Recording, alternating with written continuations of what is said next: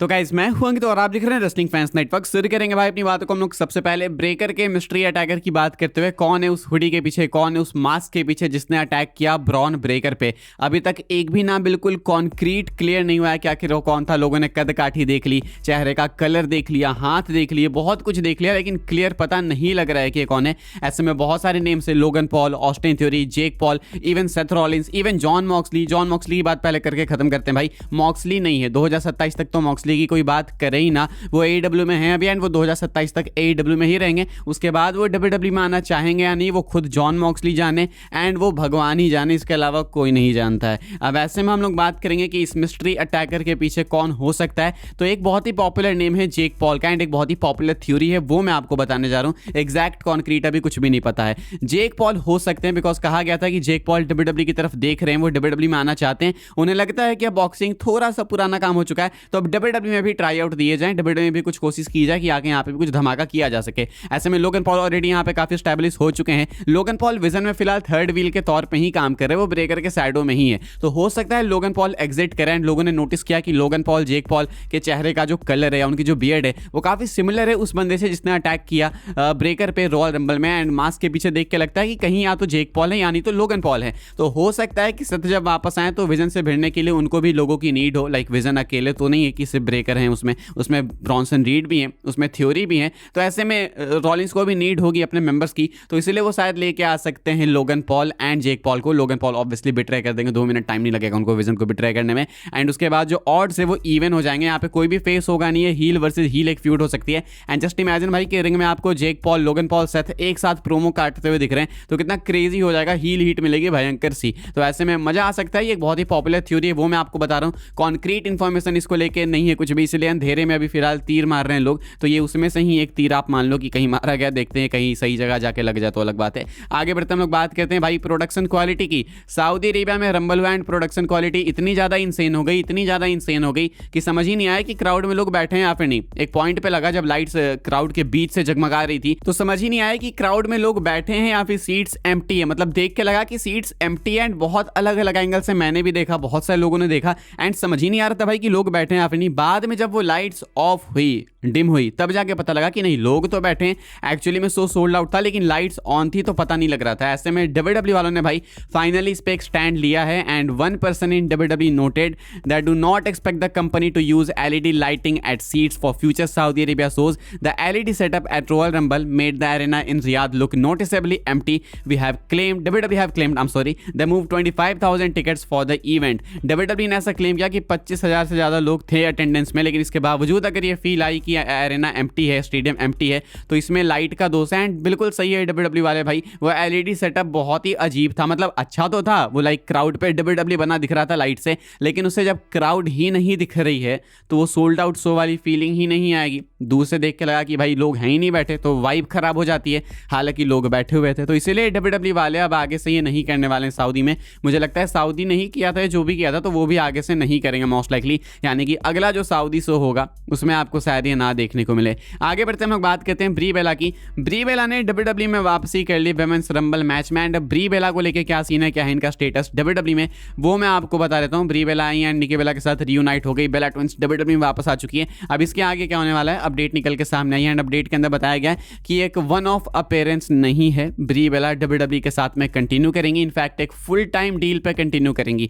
अब समझना, यहाँ पे जब AJ ली वापस आई थी तो भी कहा गया था कि इन्होंने WWE के साथ एक लॉन्ग टर्म कॉन्ट्रैक्ट साइन किया है। And long term and full time में अंतर है। AJ ली तुम देखो भाई इतनी ज्यादा पार्ट टाइमर है कि वो रंबल में भी नहीं आई। लाइक रंबल में भी नहीं, रंबल में तो रोमन भी आ गए भाई, AJ ली नहीं आई, जो कि बहुत ऑब्वियस था कि वो आने वाली है, लेकिन वो नहीं आई। तो ये बहुत ही स्टूपिड डिसीजन था। क्या ब्री बेला के साथ भी आगे कुछ ऐसा हो सकता है वो तो नहीं पता, लेकिन अभी कहा जा रहा है कि फुल टाइम डील में है तो आप उनको ज़्यादा एक्टिव एक्सपेक्ट करोगे। मैं ज़्यादा करता हूँ अभी इस टाइम पे, क्योंकि मेनिया सीजन है, मेनिया 40 का रोड चालू हो चुका है एंड निकी बेला है WWE में, ब्री बेला है, तो बेला ट्विंस के लिए आप कुछ अच्छा प्लान कर सकते हो for mania. Tag title match में आप इनको डाल सकते हो। तो इसीलिए मैं एक्सपेक्ट करूंगा कि ब्री बेला, निकी बेला दोनों ही मेनिया तक तो एक्टिव होंगी, उसके बाद तो बात की बात है। लेकिन अभी ब्री बेला रंबल में वापस आई, इसके बाद क्या स्टेटस है, तो कहा जा रहा है कि ये एक्टिव रहेंगी, ये कोई वन ऑफ अपीयरेंस नहीं है एंड वो फुल टाइम डील में है। इसका मतलब कि WWE के साथ वो ऑन रोड रहेंगी, मल्टीपल शोज के लिए वो अपीयर होंगी एंड निकी बेला के साथ भी आप सेम एक्सपेक्ट कर सकते हो। लेट्स होप कि एजे ली वाला हाल ना हो। एजे ली तो भाई पसंद ही नहीं आ रही अभी, जिस तरीके से वो पार्ट टाइमर हो गई है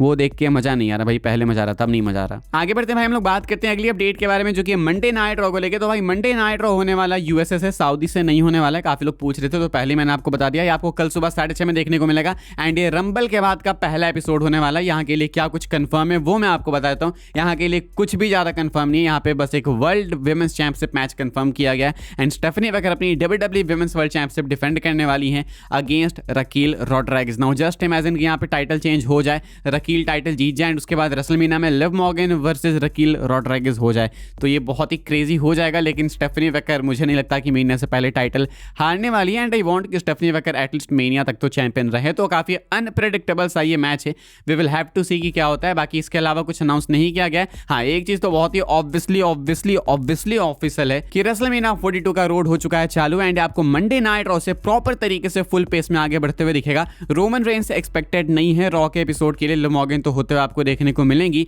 लेकिन मेन चीज ये है कि आपको रोड टू मेनिया 42 अभी मंडे नाइट रॉ से फुल पेस में आगे बढ़ते हुए दिखेगा। आगे बढ़ते भाई हम लोग बात कर लेते हैं अपनी आखिरी अपडेट के बारे में जो कि फ्यूचर सऊदी के शोज को लेके। WWE फैंस बहुत ही अफसोस में है रंबल के बाद एंड बहुत ही कंसर्न्ड है रेसलमेनिया 43 के लिए। सऊदी के क्राउड रिएक्शंस देखने के बाद मैं आपको बस एक पोस्ट दिखाता हूं, लेकिन मैं आपको बता देता हूं कि भाई ऐसे बहुत सारे पोस्ट्स हैं। ये वाला पोस्ट मुझे परफेक्ट लगा तो मुझे लगा आपको दिखाते हैं क्या कहना चाहते हैं फैंस।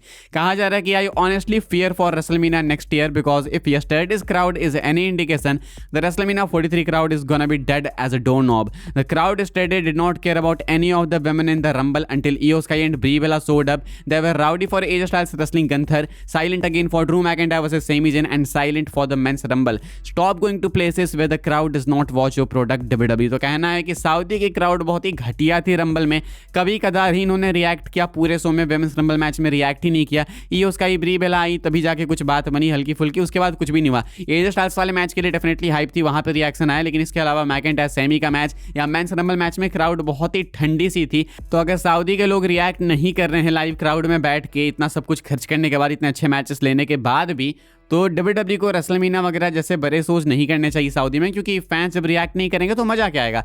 आई मीन मैं इससे बिल्कुल अग्री तो नहीं करता, लेकिन मैं डिसएग्री भी नहीं करता, क्योंकि काउंटडाउन भी नहीं कर रहे थे लोग, काउंटडाउन भी कर रहे थे तो बस 1 सुनाई दे रहा था, इसके अलावा कुछ दे ही नहीं रहा था सुनाई, तो वो नहीं हुआ एंड सही में भाई पॉप तो बहुत कम लोगों को मिला। चलो इसमें WWE को भी मैं ब्लेम करता हूँ। लाइक तुम एक्सपेक्ट करते हो कि AAA के सुपरस्टार्स को लाके, रेसलर्स को लाके तुम सऊदी की क्राउड से पॉप ले लोगे तो गलती तुम्हारी है, लेकिन इसके अलावा भी क्राउड बहुत ही ठंडी सी ही थी, ये तो फैक्ट वाली बात है। एक दो जगह बस हाइप मोमेंट्स आए जब AJ स्टाइल्स रिटायर हुए तब एंड इसके अलावा कहीं भी कुछ नहीं था। तो फिलहाल भाई सऊदी की क्राउड को लेकर बहुत ही मेजर कंसर्न्स हैं। क्या रेसलमेनिया 43 यहाँ पे कराना एक सही डिसीजन है? फैंस ये क्वेश्चन कर रहे हैं। व्हाट डू यू थिंक भाई? Let me know in the comment section. अभी के लिए इतना ही था, मिलूंगा मैं आपसे अगली वीडियो में जल्दी ही अपडेट्स के साथ में, तब तक के लिए goodbye, thanks for watching, मिलते हैं अगली वीडियो में।